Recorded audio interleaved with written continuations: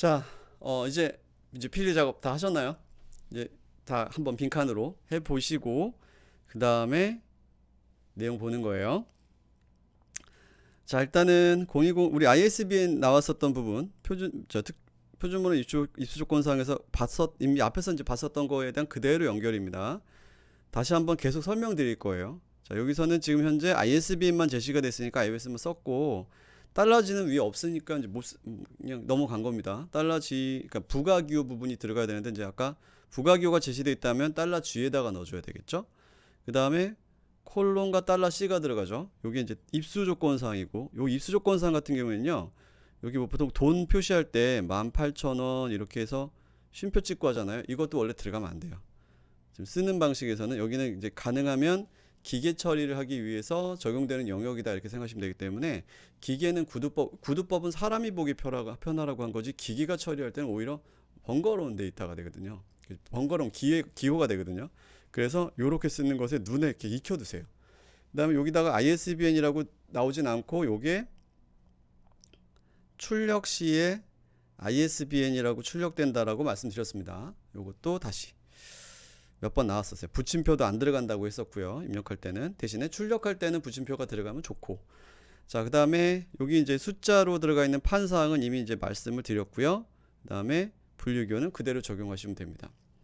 자, 그 다음에 이제 여기 보시면 요거 설명이 조금 걸릴 거예요. 요건 지금 좀 어려워요. 어렵게 지금 들어가 있는 예제입니다. 여기서는 좀 어려운 게, 자, 812 요건 이해 지금 못 하셔도 상관없고 시험 문제로 나올 가능성도 지금까지 그렇게 크지는 않았었어요. 대신에 좀 복합적으로 이해를 해보자라는 차원에서 한번 넣어본 겁니다. 어려워요. 그러니까 지금 이해 못해도 상관없어요. 자, 일단 아까 저자가 4명이니까 표지에서 기본 표목을 뽑아야 되겠죠. 그래서 청소년의 요걸 가지고 우선 첫 글자를 만들고 그러니까 시옷과 오를 가지고 기호를 만들었어요. 시옷과 오를 가지고 기호를 만들었고, 그 다음에 이제 이걸 넣어줘야 된단 말이에요. 이걸 넣어줘야 되는데 판사항을 넣어줘야 돼. 저작기호를 넣어줘야 되는데 일단 저작기호를 넣어줘야 되는데 저작기호 자리가 없어요. 표제를 기본 표목으로 해서 표제를 기호로 만들면 저작기호를 쓰지 않습니다. 그러니까 원래는 어떤 방식이냐면 여기 이제 없어야 되는 건데 판사항이 들어가 있단 말이에요. 판사항이 들어가 있으니까 판사항을 추가하기 위해서는 여기다 뭘 넣어줘야 되냐면 이미 문자를 넣어줘야 돼요. 문자를 넣어줘야 되는데 문자를 넣는 방식이 두 가지예요. 이재철표에서는 이제 우리 이재철표를 기초로 만든 거니까 이재철표에서는 이걸 어떻게 다루냐면 이재철표에서는 이걸 그냥 가로 쓰도록 하고 있습니다. 이재철표에서는 가를 써서 이제 앞쪽에다 배열되게 하는 뭐 이런 이제 방식을 취하고 있고요. 윤윤 교수님 책이나 이런 그 분류책에 나와 있는 책들 중에서는 뭘로 소개가 되어 있는가 하냐면 출판사의 첫 글자를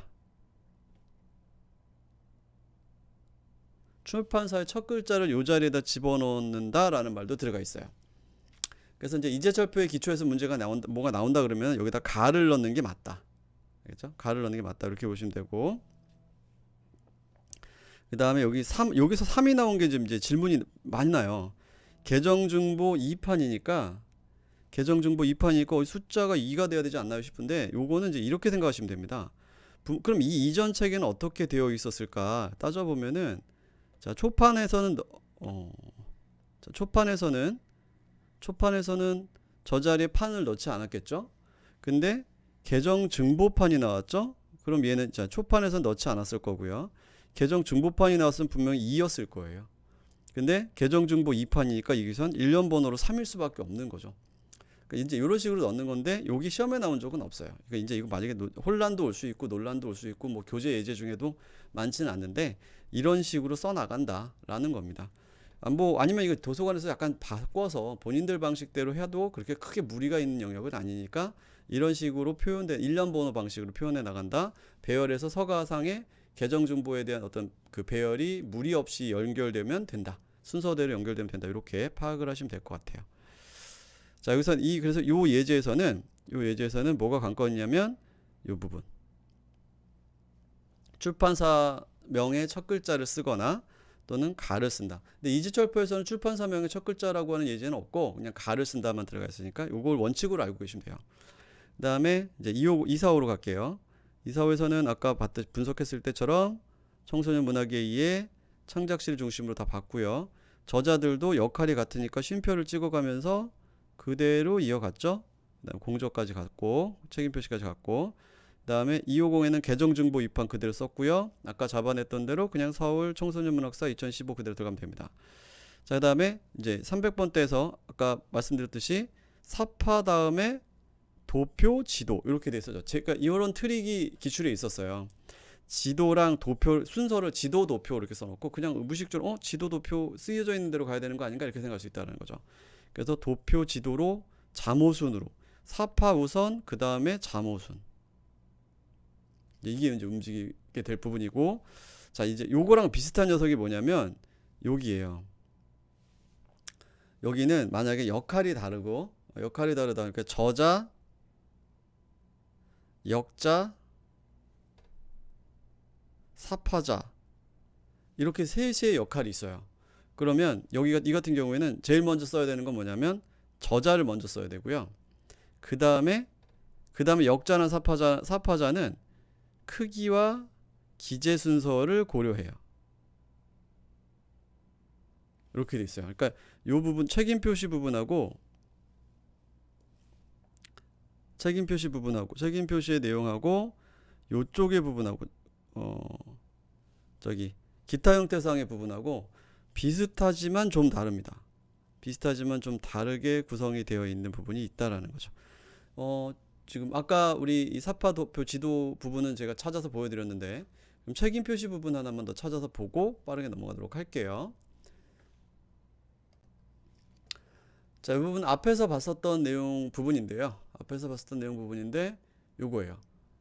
페이지는 306페이지. 으뜸 정분의 저작의 역할을 달리하는 2종 이상의 책임 표시가 기재되어 있는 경우, 그렇죠? 역할을 달리하는 2종 이상의 책임 표시. 자, 뭘 우선 기재하고 저자를 우선 기술하고 나머지는 그 정본에 표시되어 있는 순차나 활자 크기에 따라 구분하여 기재한다. 그렇죠? 순차나 활자에 따라서 구분하여 기재한다. 근데 이제 여기다 추가로 하나 더, 방금 전에 이제 설명드렸던 게 여기까지에 대한 설명이었고요. 자, 관련된 걸로 간수자나 교율자, 해제자, 원문 기고자와 같은 부차적 역할의 책임 표시는 맨 나중에 기재하거나 주기상에 기재한다. 그러니까 이 감수자, 교율자, 해제자, 원문 기고자, 이 사람 아직까지 시험에 나온 적은 없는데 보통 나온다면 감수자 나올 것 같아요. 감수자가 보통 이제 책임 표시보다는 조금 더 권위 있는 사람을 더 선택을 하기 때문에 감수자가는 보통 크기와 기재 순서상 먼저 쓰여 있는 경우가 종종 있거든요. 저자보다 높이 있거나 저자보다 크게 쓰여져 있거나 이럴 때가 있거든요. 그래서 함정으로 나올 가능성이 있습니다. 수업 때도 한번 보여드렸어요. Y 시리즈 하면서.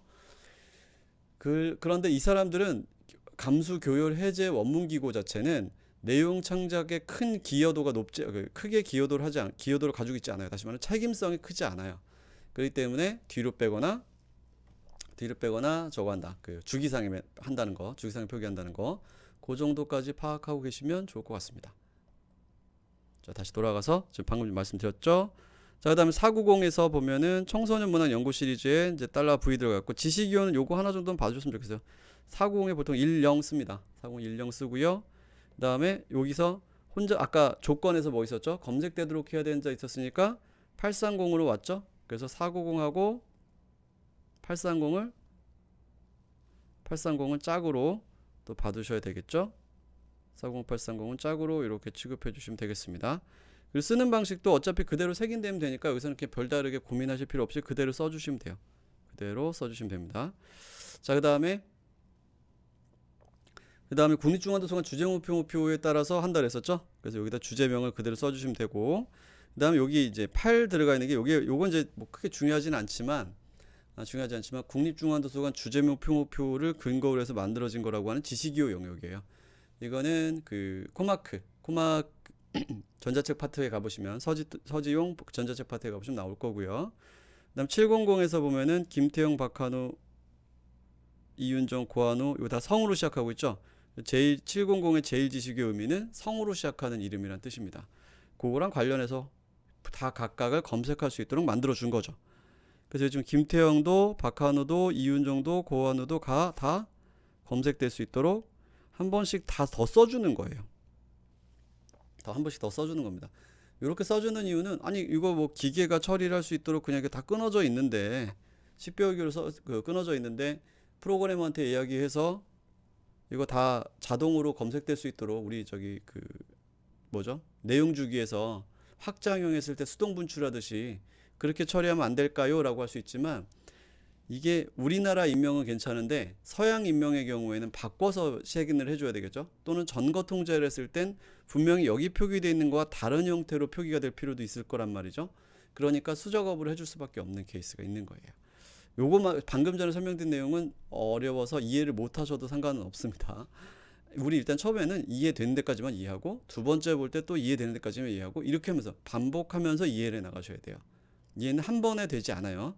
이해는 계속 반복하다 보면 이해가 돼가는 거기 때문에 듣고 또 보고 또 제가 설명드리는 거 옛날에 했지만 또 한 번 듣고 이러면서 약간 설명과 예제나 비유가 달라지면서 좀 더 이해 깊이가 커질 수가 있거든요.